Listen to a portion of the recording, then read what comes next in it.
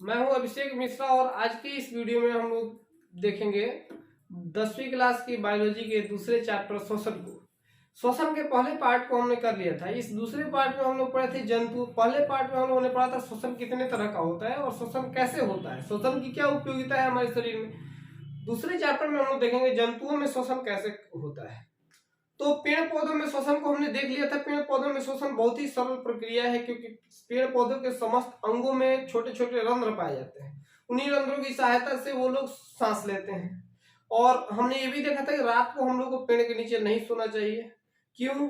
क्योंकि रात को पौधे श्वसन करते हैं, तब वो ऑक्सीजन लेते हैं और कार्बन डाइऑक्साइड छोड़ते हैं, जो हमारे लिए खतरनाक होता है। इसलिए रात को पेड़ के नीचे नहीं सोना चाहिए। और आज के इस वीडियो में हम लोग देखने वाले हैं श्वसन की अलग अलग प्रक्रियाओं के बारे में। तो सबसे पहले जंतुओं में श्वसन की अगर बात करी जाए तो श्वसन की पहली विधि है श्वास नली के द्वारा, या इसी को ट्रैकिया कहते हैं। तो श्वास नली क्या होता है?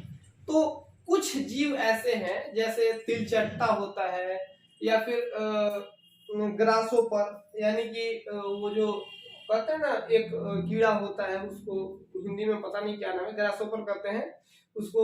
हमारे यहाँ राम जी का घोड़ा कहा जाता है। तो वो जो होता है, वो उन सब कीड़ों में क्या होता है, श्वास नली के द्वारा श्वसन होता है। अर्थात उनके शरीर में नलियां बनी होती हैं जो सीधे उनके शरीर के बाहरी सतह तक निकली होती हैं, और वो लोग सीधे वायुमंडल से ऑक्सीजन लेते हैं और कार्बन डाइऑक्साइड छोड़ते हैं। उनमें कोई फेफड़ा वगैरह नहीं पाया जाता है। और दूसरा जो विधि है वो गिल्स के द्वारा।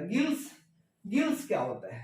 ये जलीय जीवों में पाया जाता है। ये चीज, ये अंग जिस जीव में पाया जाता है वो पानी में घुले हुए ऑक्सीजन को से सांस ले लेता है।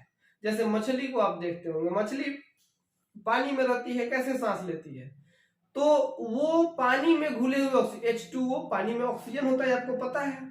तो पानी में घुले हुए ऑक्सीजन को वो लेती है, तो उसमें गिल्स होता है। अगर मानव में भी गिल्स हो जाए तो मानव भी जल में डूब के नहीं मर सकता है, लेकिन मानव में गिल्स नहीं होता है।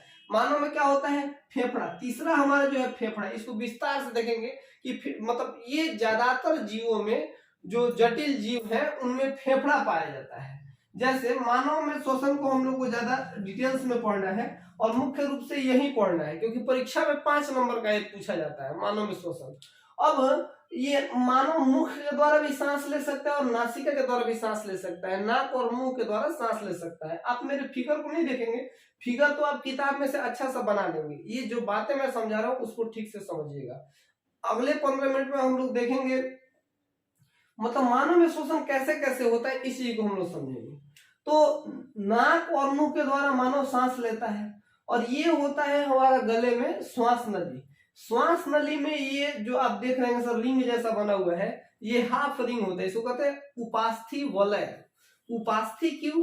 अस्थि कहते हैं हड्डी को, और उपास्थि कहते हैं जो हड्डी और मांस के बीच का चीज होता है। आप देखे होंगे कई हड्डियां होती हैं जो लचीली होती हैं, जैसे हमारे कान का हड्डी, ये उपास्थि होता है। तो उपास्थि वलय, तो ये उपास्थि का बना हुआ होता है, और वलय कहते हैं रिंग को। ये हाफ रिंग होता है, अर्ध वलय होता है। ये क्यों होता है, ये क्यों लगा होता है हमारे श्वास नली में?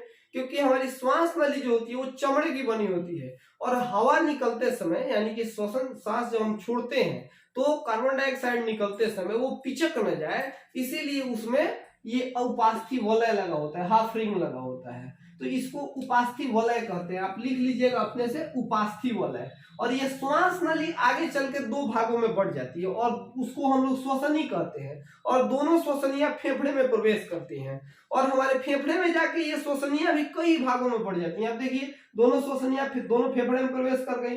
यहाँ मैंने सिर्फ इस फेफड़े के अंदर का चित्र नहीं बनाया है, आप इधर बना लीजिएगा, मैंने सिर्फ एक तरफ समझाने के लिए बना दिया है। तो दोनों श्वसनियां दोनों फेफड़ों में प्रवेश कर गई। प्रवेश करने के बाद ये भी अनेक भागों में बढ़ जाती हैं, अनेक शाखाओं में बढ़ जाती हैं। उस शाखा को हम लोग श्वसनिका कहते हैं। और इन श्वसनिकाओं के मुंह पर या अंतिम स्थान पर, है ना, ये श्वसनिकाएं जहां समाप्त होती हैं, वहां पे क्या होता है, गुब्बारे जैसी संरचना पाई जाती है, जिसको कुपिका कहते हैं। अब ये कुपिकाएं क्या होती हैं? ये मतलब जब सांस आता है, मतलब जब हम ऑक्सीजन लेते हैं और ऑक्सीजन अंदर आता है, श्वसनी में आता है, श्वसनिका में, मतलब कुपिका में चला जाता है। कुपिका में क्या होता है? कुपिका में रक्त वाहिनियों का जाल बिछा होता है, मतलब पतले पतले नसों का जाल बिछा होता है पूरी तरह से। वो नसें क्या करते हैं, उनमें से रक्त बाहर आता है। कौन सा रक्त? कार्बन डाइऑक्साइड वाला रक्त, जो हमारे शरीर में कार्बन डाइऑक्साइड वाला रक्त है उसमें आता है, और ये ऑक्सीजन को सोख लेती है ना, ऑक्सीजन को ऑब्जर्व करके उसको प्रत्येक कोशिका तक पहुंचा देती है। और प्रत्येक कोशिका तक पहुंचाने के बाद होता क्या है, कोशिका में हमने पढ़ा था पहले चैप्टर में, पिछले चैप्टर में, कि पोषण में, कि हमारे शरीर में कि प्रत्येक कोशिका तक ग्लूकोज पहुंच गया था। अब कोशिका में जब ऑक्सीजन जाएगा तो ग्लूकोज का विखंडन होता है, मतलब ग्लूकोज टूटता है। टूटता है तो हमें काम करने लायक ऊर्जा मिलती है। टूटने के परिणाम स्वरूप वो जो ऑक्सीजन गया है वो कार्बन डाइऑक्साइड के रूप में बदल जाता है, क्योंकि ग्लूकोज में कार्बन होता है C6, तो ग्लूकोज में कार्बन होता है, और ये ऑक्सीजन जब उससे मिलता है तो वो कार्बन डाइऑक्साइड में बदल जाता है। और वो कार्बन डाइऑक्साइड फिर हमारे शरीर से निकालना भी है, तो वो क्या होता है, वो भी मतलब जिस रक्त में एक हीमोग्लोबिन पाया जाता है, हम लोग के खून में हीमोग्लोबिन नामक एक तत्व पाया जाता है। परिवहन चैप्टर जो हमारा तीसरा चैप्टर में अगला चैप्टर है, उसमें हम लोग डिटेल्स में पढ़ेंगे हीमोग्लोबिन के बारे में। लेकिन हीमोग्लोबिन का काम क्या है? हीमोग्लोबिन के चलते ही हमारे खून का रंग लाल होता है। याद रख लीजिएगा, परीक्षा में एक बार ऑब्जेक्टिव में पूछा गया था कि हमारे खून का रंग लाल किसके कारण होता है, तो हीमोग्लोबिन के कारण होता है। आते हैं यहाँ पे, तो हीमोग्लोबिन क्या करता है, हीमोग्लोबिन ही पदार्थों को ऑब्जर्व करता है, सोखता है, और उसको सोख के अवशोषित करके एक स्थान से दूसरे स्थान तक पहुंचाता है। माने जैसे कोशिका में कार्बन बना, क्या करेगा, हीमोग्लोबिन उसको सोख लेगा, माने उसको अवशोषित कर लेगा, अवशोषित करके फिर से फेफड़ा में लाएगा, माने कुपिका में लाएगा, कुपिका में छोड़ देगा। अब कुपिका में जब छोड़ देगा तो ये फिर से कार्बन डाइऑक्साइड नाक के माध्यम से बाहर निकल जाएगा, फिर से ऑक्सीजन हम लेंगे, और वो जो खून कार्बन डाइऑक्साइड छोड़ा है वही खून क्या करेगा, ऑक्सीजन को सोख लेता है, अब फिर से वो कोशिका तक पहुंचाता है, फिर ऑक्सीजन टूटता है, मतलब सॉरी ग्लूकोज टूटता है, कार्बन डाइऑक्साइड का निर्माण होता है, और फिर से वो कार्बन डाइऑक्साइड बाहर निकलता है। समझने बात को? तो ऐसे हमारे श्वसन का चक्र हमेशा चलते रहता है। तो हमारा जो अगला टॉपिक है कि श्वसन चक्र क्या है, तो श्वसन चक्र कहते हैं कि वही जो ये हमारे अंदर ऑक्सीजन गया, ऑक्सीजन कुपिका में पहुंचा, हीमोग्लोबिन ने उसको ऑब्जर्व किया, मैंने सोख लिया, और सोखने के बाद उसको प्रत्येक कोशिका तक पहुंचाया, ग्लूकोज का विखंडन हुआ, ग्लूकोज का विखंडन के बाद कार्बन डाइऑक्साइड बना, कार्बन डाइऑक्साइड फिर हमारे कुपिका में आता है, कुपिका से वह फिर बाहर निकल जाता है। यह प्रक्रिया निरंतर चलती रहती है, इसी को हम लोग श्वसन चक्र कहते हैं। मतलब जो ऑक्सीजन का आना और कार्बन डाइऑक्साइड का निकलना, ये प्रक्रिया हमारे शरीर में लगातार चलती रहती है, इसी को हम लोग श्वसन चक्र कहते हैं। आज की इस वीडियो में बस इतना ही। हमारा मानव में श्वसन खत्म हो गया। अगले वीडियो में हम लोग पढ़ेंगे परिवहन को, जिसमें हम लोग परिवहन को डिटेल से देंगे। धन्यवाद।